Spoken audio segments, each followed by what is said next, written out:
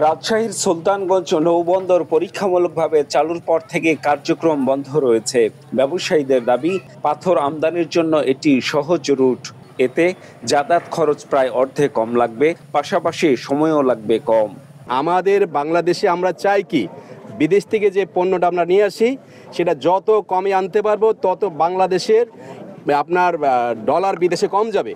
এটা বাংলাদেশের লাভ, জনগণের লাভ, সবার লাভ, আমাদের লাভ। আমাদের রাজশাহী যে এটা হয়, আমাদের অনেক বেকার ভাইদের কর্মস্থান হবে, এই এলাকা চেহারা চেঞ্জ হয়ে যাবে, এখানে একটা ইনকামের স্থান তৈরি হবে। আমাদের কস্টিং পড়ে যায় হলো পার টনে হলো প্রায় 20, 21, 22 ডলার।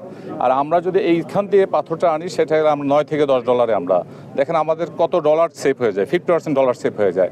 কিন্তু অবকাঠামো সহ অন্যান্য সুযোগ সুবিধা না থাকায় জাতীয় রাজস্ব বোর্ডের কারণে শুল্ক স্টেশন স্থাপন করা সম্ভব হয়নি।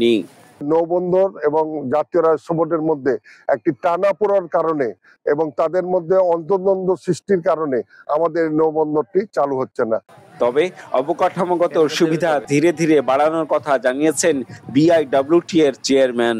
আমরা পরীক্ষামূলক চালু করেছি, যেখানে ড্রেজিং এর দরকার হয় সেখানে ড্রেজিং করবো, ভবিষ্যতে প্রয়োজন হলে শুকনো মৌসুমে যদি প্রয়োজন হয়, আর বর্ষা মৌসুমে এখানে কোনো সমস্যা নেই। নানা সংকটে আদৌ নৌবন্দর চালু করা সম্ভব হবে কিনা তা যাচাইয়ে শুক্রবার সুলতানগঞ্জ পরিদর্শন করেন নৌ পরিবহন উপদেষ্টা। এ সময় তিনি স্থানীয়দের সাথেও মতবিনিময় করেন। জানান, বিদ্যমান পরিস্থিতিতে নৌবন্দর চালু করা কঠিন। অনেকগুলো ইমপ্লিকেশন আছে।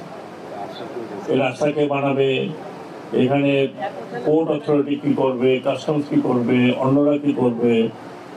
যে রাস্তা আমি আসলাম এই রাস্তা দিয়ে এখন বন্ধ করা খুব difficult.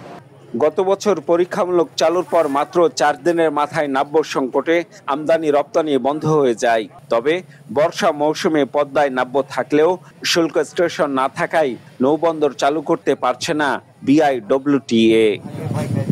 Ziaul Gani Selim, Star News, Rajshahi.